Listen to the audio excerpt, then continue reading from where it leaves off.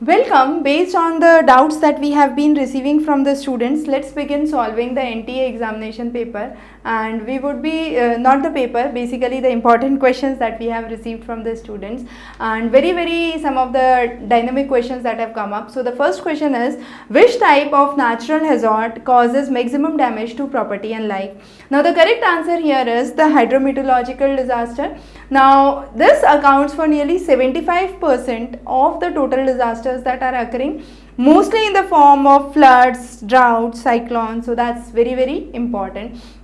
Now this is a question which talks about the square of opposition problem. Now this question focuses on the contrary statements. So which of the two are the contrary statements? So I can simply say all men are mortal and no man is mortal is a contrary statement. That means both cannot be true, yet both can be false at a given point of time, and therefore you have to pick out the contrary statement, and that's how you solve this question. Very important for your upcoming examinations, the square of opposition. We have already covered 2 videos on square of opposition, and this is a very important question that comes every time, so don't miss, practice this a lot. The next is, which of the following states the laws that are at the time of the field study draw a much more clear idea about the problem. So that's basically an applied research. You are talking about the fundamental research when you are talking about the principles. When you are talking about generating new ideas from the given set of principles, you are trying to apply that concept, and therefore it's an applied research. Microprocessing is used for computers, so you have the integrated circuits where you have the microprocessing devices that are used. Feedback comes from where? So feedback comes from audience. So audience is the correct response here. A very simple question from communication. Usually the section on communication has very simple and very direct problems. So make sure you practice very well the section on communication. The next is, man paid 160 rupees while traveling 10 kilometers in a taxi. Now very important question, and he had some fixed charges. So let the fixed charges be X.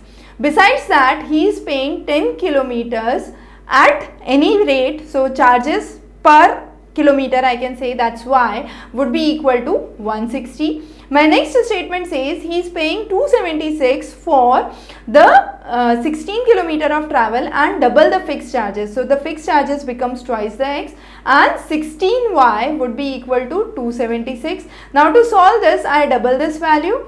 When I double this, I have 20y, so 20y is equal to 320. So I have 20y is equal to 320, 16y is equal to 276. So I have 4y, if I subtract these two statements, which equal to 44. So my y becomes 11, and therefore 11 becomes my correct answer for this question. A very direct way to solve this question. The next is, you have different pipes that are there. What you are trying to do is, you are trying to fill the pipes across through the various ways. So in the first case, it would be 1 by 15 into time t, followed by 1 by 20 into time t minus 1, and so on. Since first one is at the 6 am and the later ones are later, so I decrease the time for every of those. So I have t, that comes out to be 7, and all of those would be equal to 1. When I solve this, it comes for t is equal to 7. Now for the first value, that is 6 am, I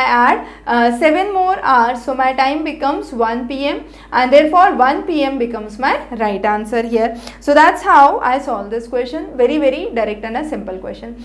The next is, which of the following statements is true? Smart cards do require an operating system, so first becomes incorrect. Smart cards and PCs use some kind of operating systems. That's correct, both of those use operating systems. The next is, Newton's law is a fundamental research. So once we have the principles that are set up, we can simply say it's a fundamental or a basic research.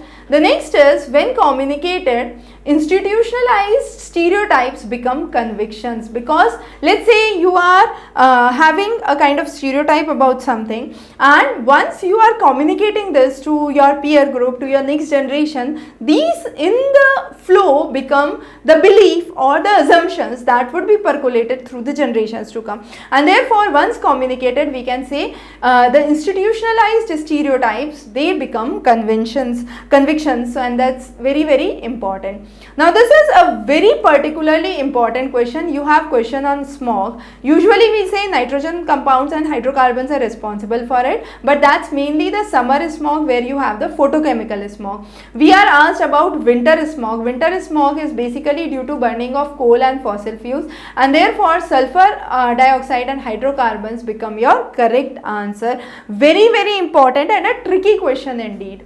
The next question that we have is basically you have the question is here is incorrect. So this question basically talks about the group of experts who are assembled at a place, and when they are working together they are generating new concepts, and that's a workshop. And workshop, seminar, symposium, conference, we have taken a separate lecture on all of those concepts. So together we have understood the differences between the terms. Very, very important for your upcoming examination. This question talks about the use of radio for higher education.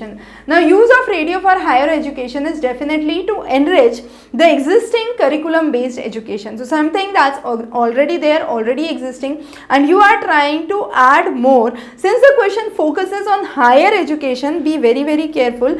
We are focusing on enriching the curriculum based activities here. Public communication tends to occur within a more formal structure. So in order to avoid any kind of chaos or disturbance, we have a kind of systematic structure that's there, and therefore formal structure is something that we look for in public communication. The next is we have a statement which implies natural justice. So we have to find out which of the following statement implies natural justice. Now natural justice is basically talking about a reasonable, equity and equitable understanding of something. So it's basically a reasonable opportunity of being heard must be given to an individual. So we are talking about the duty to act fairly, and that's something that's really, really important to understand. Which of the following is not connected with the communication? So medium is required. We do have information which is considered as a power, and telepathy is technologically driven. However, word is an electronic cocoon becomes an incorrect statement. The reason being, it's not always important that electronic devices do communicate among themselves. So B is an incorrect option. Now we have an assertion reason question. The best way to solve is just try to put a word because and see if that works. So for an effective classroom communication, it's desirable to use a projection technology, because using projection technology facilitates more coverage of the course and content, and that's true and that's correct, and therefore this answer becomes a valid statement. So I can say both the statement and argument or the reason is correct, and reason explains the explanation perfectly. Now, which of the following is not a correct way of arguing, or which are the correct ways of arguing? So if I say A is equal to B and B is equal to C, I can simply say A is equal to C. If I say Anil is friend of Bob, Bob is friend of Raj, then I can say probably Anil is friend of Raj. Again, if everyone is telling a lie, I cannot prove whether the thing is correct or not, because all of them are telling a lie, so I don't know how to prove it. So 2, 3 and 4 become the correct arguments. So you have 2, 3 and 4 as the correct statements. The next is, from the given choices, what do you think is the key in the teaching behavior? So key teaching behavior that contributes to the effectiveness is very, very important. So when I say contributing to effectiveness, we are talking about something that's very, very important. So that's an inquisitive characteristic that's trying to probe about something. Having a teacher task orientation is important. Talking about the variety of instructions that you have and the ideas coming up from the students. So all these 4 become the correct choice there. The next is beliefs, habits, customs and languages are cultural. That's true, and culture and communication has a strong tie or a link, we can say. You have subjective bondages and subjective links that are present there. So classroom communication does have a cultural dimension, because let's say if you have a class that's running in Chinese, definitely you have a cultural element there. That's, you must know the language that's Chinese, and one who does not know cannot fit into that criteria. So classroom communication does have a cultural cultural dimension. So both of the statements are correct here. The last question that we would be discussing is, we have to explain a relation in such a manner that if one becomes undetermined, the other would also be undetermined, and this happens in a subaltern proposition. Again a question from square of opposition. So square of opposition, as I said, just 2 videos on Examrace and you would be all set with a square of opposition problems. So when you have questions related to square of opposition, you need to understand every fruit is nutritious and some fruits are nutritious. So you have all and some, no and some not. So either relation between these A and I or E or O is important. So all and some is the correct explanation here. So 1 and 4 becomes your correct answer. So with this we cover our problem solving sessions that we have received from the students through the emails, the doubts that we have received. We would be covering a lot many classes before your upcoming examinations, and do keep in line for the next NET examinations, the next NTA. We would be having numerous sessions before that. Stay subscribed. Have a very great day ahead. Thank you.